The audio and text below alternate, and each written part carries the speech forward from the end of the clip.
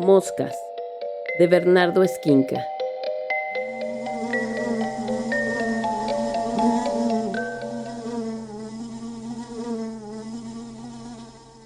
Cinta 1.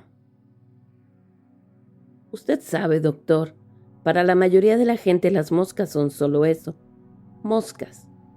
Algo que espantar con la mano cuando rondan nuestra cabeza o un plato de comida. Pero se equivocan. Son seres superiores, capaces de fornicar mientras vuelan y con decenas de ojos que nos vigilan desde cualquier ángulo.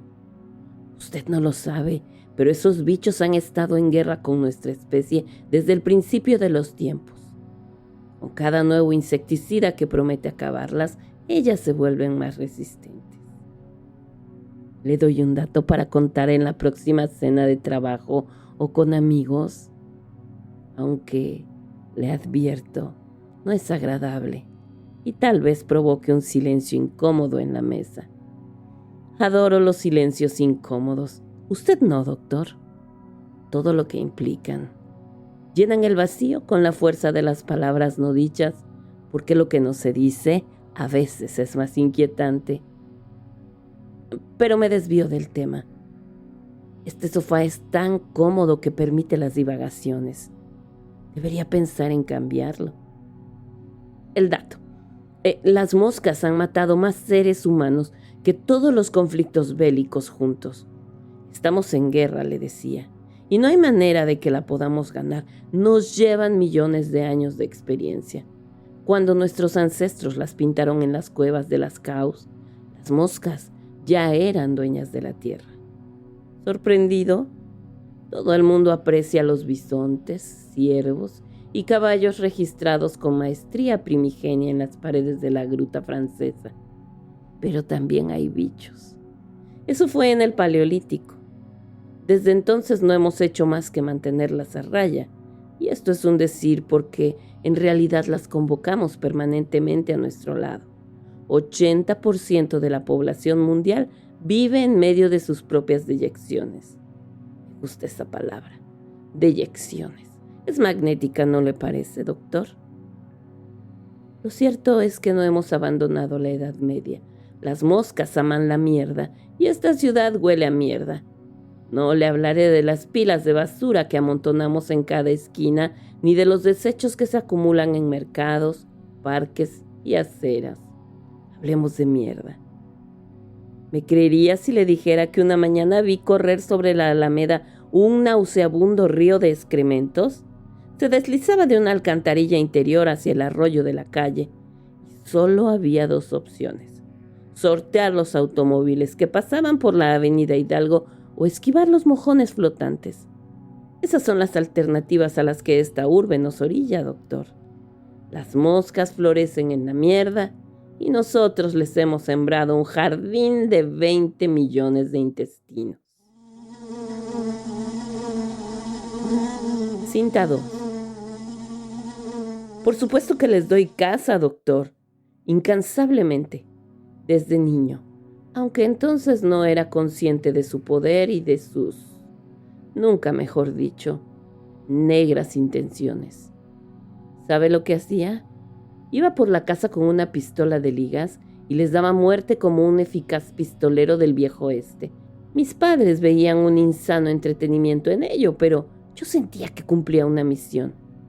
Por fortuna, nunca me lo prohibieron, aunque sospecho que mi conducta era motivo de conversaciones en voz baja en su cama después de que apagaban la luz. Mis hermanos, todos mayores que yo, estaban muy ocupados en sus trabajos o preparando agotadores exámenes universitarios y no le dieron mayor importancia a la obsesión que crecía en mí. Los hijos menores, los llamados benjamines, estamos más expuestos a las peligrosas fantasías que germinan en la soledad. Eso usted lo sabe bien. Tan poca atención y, en cambio, demasiadas ocurrencias que se van acumulando, como un frasco lleno de moscas. Curiosa metáfora, ¿no le parece?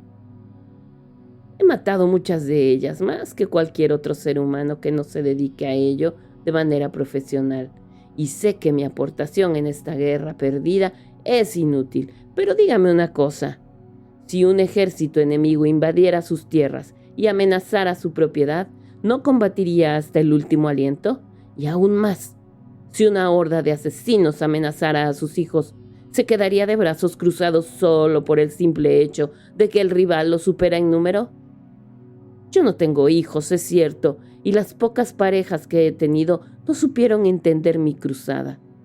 En la oficina intenté formar un club de amigos exterminadores de moscas, pero fracasé. Al principio, mis compañeros de trabajo me miraron divertidos, pero cuando comencé a insistir en el tema me dieron la espalda. Recibí incluso un memorándum del jefe pidiéndome que pusiera fin de inmediato a una iniciativa tan absurda como perjudicial para el ambiente de trabajo. Así que estoy solo en esto, ¿se da cuenta, doctor? A veces pienso que es mejor así, dejar al resto de la humanidad a merced de su propia ignorancia. Cinta 3. ¿Sabía usted, doctor, que en Tuxtla Gutiérrez hay una fábrica de moscas construida por los gringos? No me extraña, es un dato poco difundido, pero yo estuve ahí y es un lugar impresionante. Puede visitarse siempre y cuando se tramite el permiso con anticipación. Hasta ofrecen visitas guiadas, pero no es el paseo con el que sueña la mayoría. Es el único lugar del mundo en el que se cría y se produce industrialmente la llamada mosca gusanera. La fábrica trabaja 24 horas y da de comer a 1000 familias. ¿Y para qué carajos existe una fábrica de moscas?, se preguntará usted. Para combatirlas precisamente. Esa es la genialidad del asunto. Una plaga se erradica al introducir machos estériles en una población de machos silvestres, en proporción de 10:1, situación que provoca que las hembras tengan muy pocas posibilidades de ser fecundadas en el único apareamiento de su corta vida. Para bien y para mal, las moscas son instantáneas. Es su fortaleza y debilidad al mismo tiempo. En 3 generaciones se acabó el problema. Por eso existe la fábrica. De ahí salieron los machos estériles que salvaron millones de vidas en Libia a principios de los años 90. Moscas mexicanas, doctor, utilizadas en contra de su propia especie. El lugar es delirante. Toneladas de carne podrida repletas de larvas de moscas.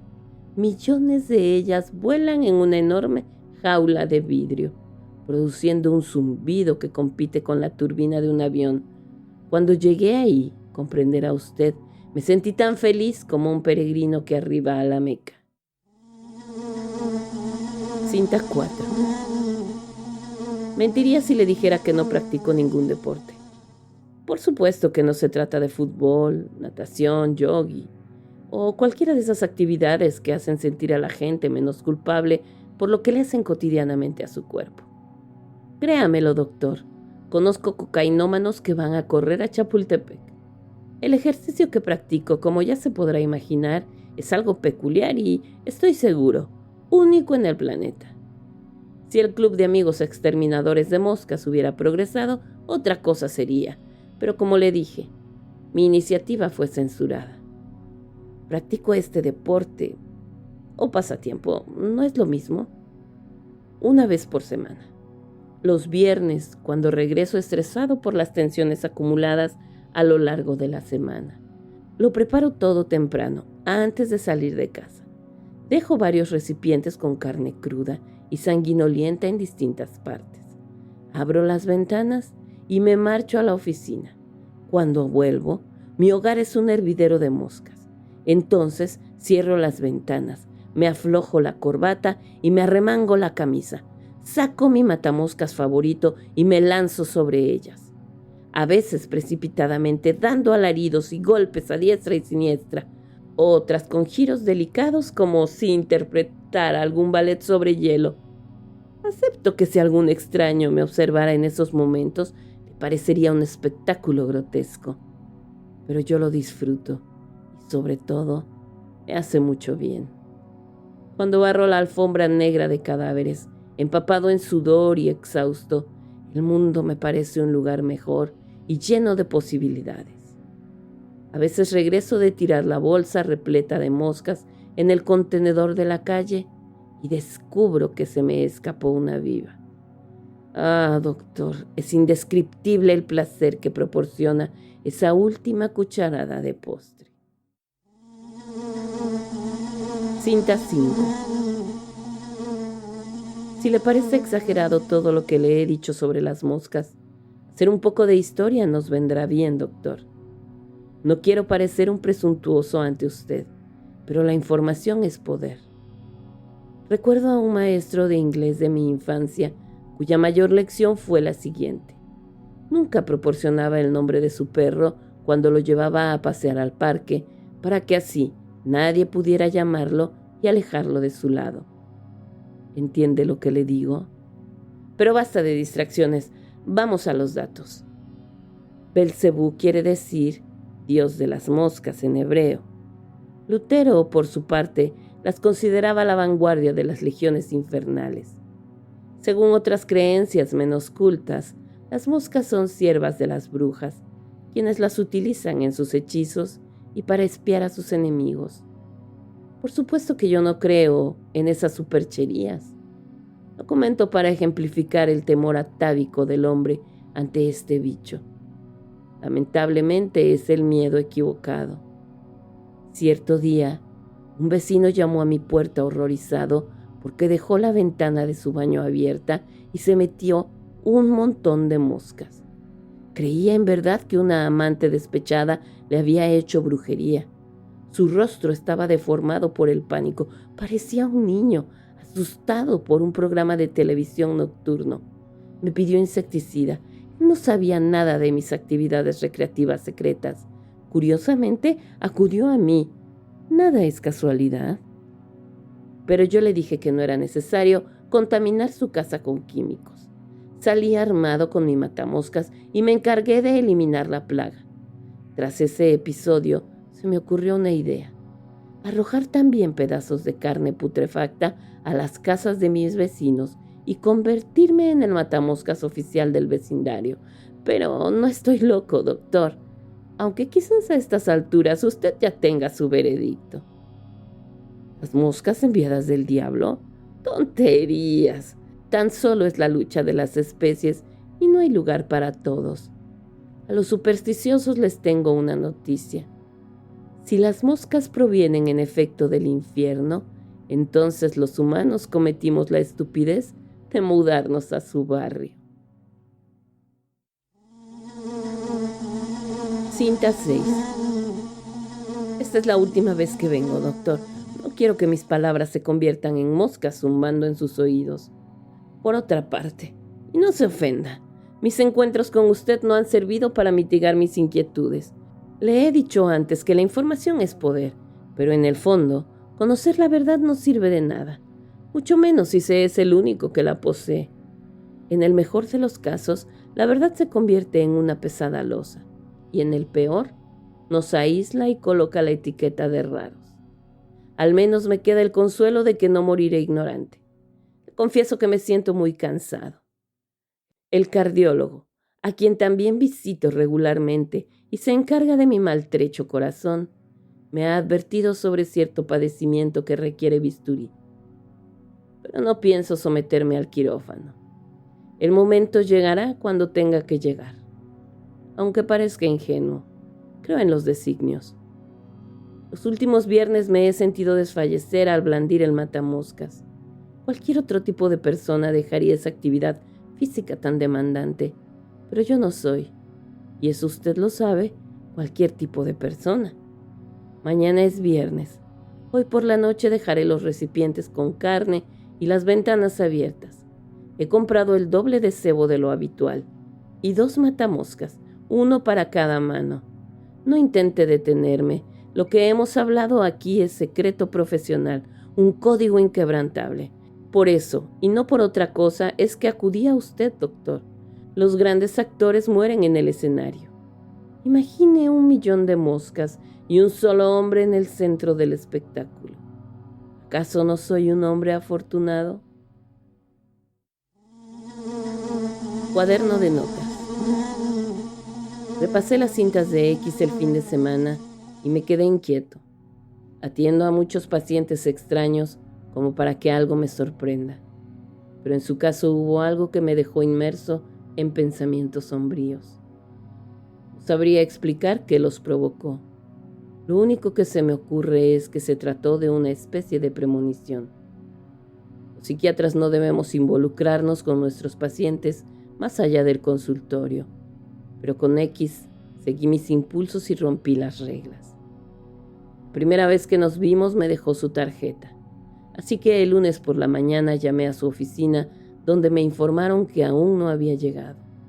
Le dije la verdad a la secretaria, que era su psiquiatra, que estaba preocupado por él y que me gustaría darme una vuelta por su casa para comprobar que todo estuviera en orden. No sé si me creyó o si solo quería colgar rápido, pero me dio la dirección. Conduje mi automóvil hasta una antigua vecindad en La Condesa, extrañado de que X viviera ahí, pues es una colonia invadida por artistas, escritores, extranjeros, oficinistas esforzados y otros trepadores sociales. Él no parecía encajar, aunque ahora que lo pienso, quizá tenía mucho sentido que su neurosis se desarrollara en un barrio tan artificial como ese. La puerta de acceso general estaba abierta y el edificio solitario. Seguramente a esa hora los inquilinos trabajaban detrás de un cubículo por un sueldo que se les iba en pagar la renta. Las ventanas de su departamento estaban abiertas, como dijo. Me introduje por una de ellas, cerciorándome que nadie me viera, y recorrí con cautela los pasillos de mosaicos estilo Art Deco. En el aire flotaba un olor dulzón y desagradable, similar al que produce la fruta cuando se pudre. Recordé lo que X me dijo de sus cebos de carne. Había recipientes, pero estaban vacíos. Al entrar a la sala vi a mi paciente tirado en el suelo, en mangas de camisa y con la corbata aflojada. Tenía los ojos abiertos y fijos en el techo. A su lado yacían los matamoscas. A pesar de la contundencia de los hechos, sentí que algo no encajaba. Todo era demasiado obvio. Parecía que X estaba representando una obra de teatro en exclusiva para mí y que mi llegada marcaba justo la caída del telón. Pensé, ahora se levantará y se reirá a carcajadas, pero eso no ocurrió. Y tampoco fue ese el final de esta historia. Me hinqué junto a X y lo observé de cerca. Lo primero que noté es que tenía el abdomen mucho más abultado de lo que recordaba. Después escuché un ruido extraño que brotaba del interior de su cuerpo, semejante al sonido que hacen los cables de alta tensión. Luego, su boca se abrió. No creo en las cosas del cielo ni en las del infierno, pero lo que salió de ella ha puesto en duda mi propia salud mental. Un torrente de moscas cubrió el techo como la más negra de las noches y se reagrupó para desaparecer por la ventana en cuestión de segundos. Una vez que la sorpresa pasó, abandoné el edificio e hice una llamada anónima para reportar el hallazgo del cadáver. 2 días más tarde, un excompañero de la facultad que trabaja en el servicio médico forense me pasó una copia de la autopsia. Infarto fulminante. No conté a nadie lo que había visto aquella mañana en casa de mi paciente, y ese sí fue el final de esta historia. Mencioné antes que dudaba de mi cordura. La locura es peligrosa porque se contagia, pero esas dudas se disiparon hace unos momentos, en una pausa que hice mientras escribo estas notas. X se equivocó. Los bichos son, en verdad, cosa del infierno. Sentí un espasmo en el estómago.